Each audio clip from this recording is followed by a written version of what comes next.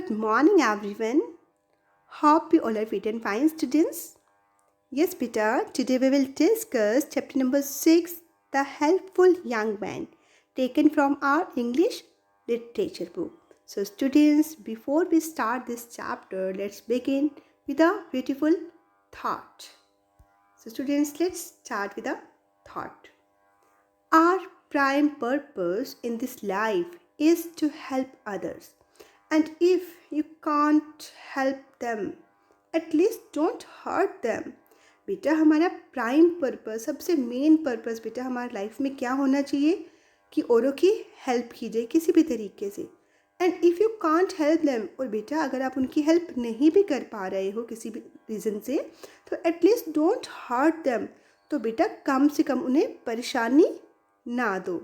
Okay, our prime purpose in this life is to help others, and if you can't help them, at least don't hurt them. So students, with this beautiful thought, let's begin with our chapter, The Helpful Young Man. So students, let's begin with the pre-reading task. If you find an old man trying to cross a road, will you come forward and help him? Ask someone else to help him or not bother about it all.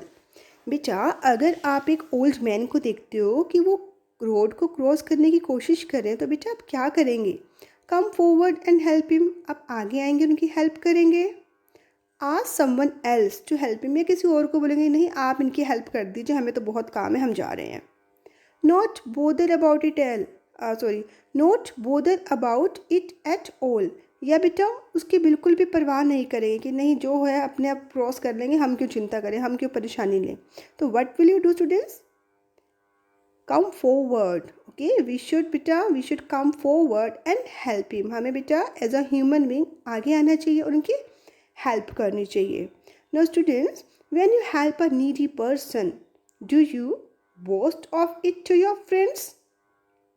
Expect him to pay you back for your help or keep it to yourself? बेटा अगर आप एक needy person की help करते हो, तो बेटा क्या आप अपने फ्रेंड्स के सामने इसकी अपनी प्रेज़ करोगे? नहीं, मैं तो बहुत हेल्पफुल हूँ, मैंने इनकी बहुत हेल्प करी है. और आप एक्सपेक्ट करोगे बेटा कि जिनकी आपने हेल्प करी है कि नहीं मैंने आपकी आज हेल्प करी है तो अब आपको मेरी भी हेल्प करनी पड़ेगी, आपको मेरे लिए भी कुछ करना पड़ेगा. कुछ ना कुछ एक्सपेक्टेशन रखोगे उनसे कि नहीं आप हमें ये चीज़ बैक करिए. और keep it to yourself. ये बेटा जस्ट उनकी हेल्प करके किसी को नहीं बताएंगे, सिर्फ अपने आप तक ही इस बात को रखेंगे. So students, what should we do? बेटा we should keep it to our self. बेटा हमें इसके लिए किसी को प्रेज़ नहीं करनी चाहिए कि नहीं हम ऐसे हैं, हमने लोगों की हेल्प करी है. We should not do that बेटा. Okay, we should keep it to ourselves. So students, now read the story. It's very beautiful story, students, very interesting story. Now read the story of a boy who helped the needy and finally got rewarded for his goodness. बेटा ये story एक ऐसे boy की है जिसे एक needy person, needy people, needy animals we can say students, उनकी help करी है स्टोरी में. एंड बेटा finally got rewarded for his goodness. और बेटा अपने अच्छे कामों के लिए, गुडनेस के लिए उसको लास्ट में बहुत अच्छा से रिवॉर्ड मिला. So students, let's read the story. Once upon a time there lived a peasant who had 7 sons and plenty of land. एक बार की बात है बेटा कि एक किसान था, एक फार्मर था. Peasant mean student farmer. एक किसान था, फार्मर था, और बेटा उसके कितने सन्स थे? 7. उनके 7 बेटे थे बेटा. एंड प्लेंटी ऑफ लैंड, और बहुत ज़्यादा बेटा लैंड थी उनके पास. One morning when the peasant walk up he found himself blind. बेटा लेकिन एक मॉर्निंग जब वो उठे किसान, तो उन्होंने क्या देखा कि उनकी आंखों की रोशनी चली गई है. He found himself blind. A number of doctors were consulted and much money was spent. बहुत सारे डॉक्टर्स को बुलाया गया बेटा, बहुत सारे डॉक्टर्स की सलाह ली गई कि अब हम क्या करें, और बहुत सारी बेटा मनी यूज़ करी गई. बेटा अगर हमें कुछ प्रॉब्लम हो जाए तो हम डॉक्टर्स के पास जाते हैं ना, और अगर डॉक्टर्स के पास जाएंगे तो बेटा मनी भी यूज़ होती है. Okay, the same thing happened here. तो वहाँ पर बेटा बहुत सारे डॉक्टर्स को उन्होंने दिखाया कि किसी तरीके से इनकी आइज़ की जो है रोशनी वापस आ जाए. But in when. When mean students useless बेटा. बट ये सब कुछ यूजलेस था, सब बेकार गया. मीन्स इसका कोई भी अच्छा रिजल्ट नहीं आया. Then students, one day a strange fakir visited the blind peasant and said that he could see again if the ash of the eyes of a particular fish could be arranged and rubbed in his eyes. बेटा पर एक दिन एक strange फकीर वहाँ पर आया और उन्होंने क्या बताया कि ये किसान, ये फार्मर दोबारा से देख सकते हैं, लेकिन कैसे? If the ash of the eyes of a particular fish, अगर एक पर्टिकुलर फिश की आइज़ की ऐश हम अरेंज कर लें और इनकी आइज़ के साथ रब कर दें तो ये दोबारा से देख सकते हैं.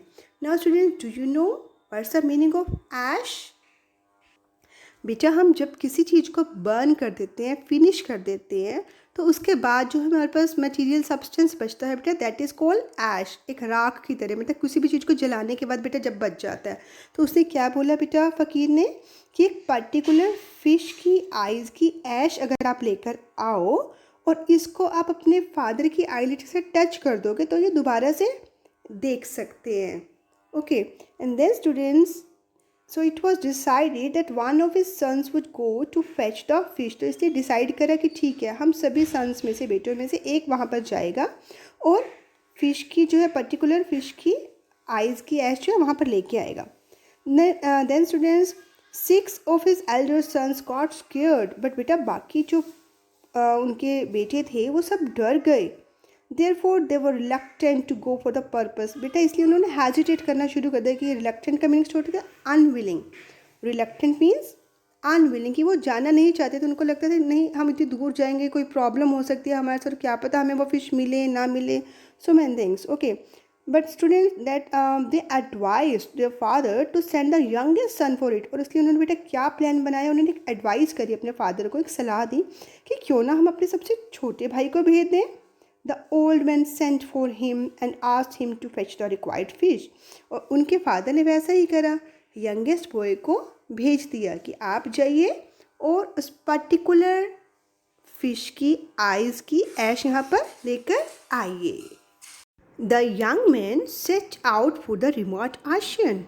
On his way he met with numerous calamities. और बेटा जैसे ही वो यंग मैन जो है बेटा ओशन के लिए निकला घर से, तो रास्ते में बेटा उसे बहुत ज़्यादा परेशानियाँ आई, बहुत डिफ़िकल्टीज आई. Numerous calamities, numerous means many, calamities means students misfortune. उसके बाद बहुत प्रॉब्लम्स हुई बेटा. But his determination and power bore fruit. But बेटा वो एक डिटरमाइंड पर्सन था, वो लास्ट में सक्सेसफुल रहा. He reach the destination. When the young man took the fish out of water it cried. बेटा जैसे ही यंग मैन ने उस फिश को पानी से बाहर निकाला, इट क्राइड, फिश चिल्लाई. Oh wise man, please drop me back into the ocean. Please मुझे ओशन में वापस डाल दीजिए. Tell me what you want. सिर्फ मुझे ये बताइए कि आप क्या चाहते हो. I promise you that I will be at your mercy if I do not fulfil my promise. मैं आपसे प्रॉमिस करती हूँ कि अगर आप मुझे छोड़ दोगे तो मैं हमेशा आपकी कुछ ना कुछ काम आऊँगी, मैं आपको परेशान नहीं करूँगी. आई will be at your mercy, मैं हमेशा आपके कंट्रोल में रहूँगी. The young man through the fish back into the ocean and said. वो यंग मैन बेटा बहुत हेल्पफुल था, बहुत काइंड था. उसने क्या किया, फ़िश को वापस डाल दिया बेटा ओशन में. एंड सेड, और क्या बोला, आई वॉन्ट योर आइज़, मुझे तुम्हारी आइज़ चाहिए. He narrated the whole story to the fish. बेटा उसे सारी स्टोरी जो है फिश को नरेट कर दी, बता दी. And the purpose for which he needed its eyes. और बेटा ये पर्पज़ भी बता दिया कि किस लिए उसको फ़िश की आइज़ चाहिए. किस लिए बेटा आइज़ चाहिए थी, ताकि उसके फादर की आई साइट वापस आ जाए. I am eight your mercy my lord. Please please young man, मुझे कुछ मत कहिए, मेरी लाइफ को खराब फिनिश मत करिए. If you are determined to take out my eyes I am ready. मगर आपने निश्चय कर ही लिया है, डिटर्मिनेशन कर ही ली है कि आप मेरी आइज़ ले लोगे, तो आई एम रेडी, तो मैं रेडी हूँ, क्योंकि शायद इससे किसी की हेल्प हो पाएगी. But if I restore your father's eye sight without losing my eyes will you spare my life. It asked. But बेटा उसने क्या बोला, if I restore your father's eye sight, कि अगर मैं आपके फादर की आई साइट को रीस्टोर कर दूँ, आपकी फादर की आई साइट वापस आ जाए विदाउट लूजिंग माई आइज़, और मेरी आंखों को भी कोई नुकसान ना हो, तो will you spare my life, तो क्या आप मुझे नहीं मारोगे? Will you spare my life, it asked, उसने पूछा। Now how is it possible, ऐसा कैसे पॉसिबल है? The young man asked. Take some sand in your hand, okay, अपने हाथ में थोड़ी सी सैंड ले लो, and touch my close eyelids with it, और मैं अपनी आईज़ को बंद कर रही हूँ, मेरी क्लोज आईलिड्स के साथ आप इस सैंड को टच कर दो। Take the same sand with you and touch the close eyelids of your father with it, और इसी सैंड को जो है अपने घर वापस ले जाना और अपने फादर की आईलिड के साथ टच कर देना। He will get his eyesight back, और उनकी आईसाइट वापस आ जाएगी। I pray for your father's health, और मैं भगवान से प्रे भी करूँगी कि आपकी फादर की हेल्थ ठीक हो जाए। Remember me in your hard times, और कभी भी आपको परेशानी हो, हार्ड टाइम्स हो, डिफ़िकल्टीज़ हो, तो मुझे आप याद रखना। I may prove helpful to you, हो सकता है मैं आपकी कुछ ना कुछ हेल्पफुल आपके लिए रहूँ। It's said assuringly. Well I will leave you, okay, अभी तो मैं आपको छोड़ रहा हूँ, but in case my father doesn't get his eyesight back, your life will not be spared. But अगर मेरे फादर की आईसाइट वापस नहीं आई तो मैं दोबारा यहाँ आऊँगा और तुम्हें नहीं छोड़ूंगा। It is not just an idle threat, मैं सिर्फ एक धमकी नहीं दे रहा हूँ आपको, झूठी बात नहीं कह रहा हूँ।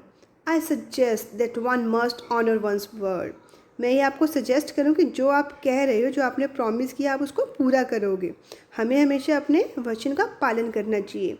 Saying so he took the sand with him, ऐसा कहकर बेटा वो वहाँ से उस सैंड को लेकर चला गया। And students, as soon as the father eyelids were touch, और जैसे ही बेटा उसने फादर की आईलिड के साथ इसको टच किया एज एडवाइज, जैसा कि उस फिश ने उसको एडवाइस किया था, हिज आईसाइट वॉज रिस्टोर्ड, उसके पापा की आईसाइट वापस आ गई। As soon as the father eyelids were touched as advised, his eyesight was restored, and other 6 brothers got the amazing news. और दूसरे जो 6 ब्रदर्स है बेटा, उनको इस अमेजिंग न्यूज़, सरप्राइजिंग न्यूज़ मिली, and rush to their father, और वो अपने फादर के पास भागते भागते आ गए। I hope students now you all have understood the story. Now beta, read the next half of this chapter and try to understand. Okay beta? Thanks and have a nice day. Bye-bye.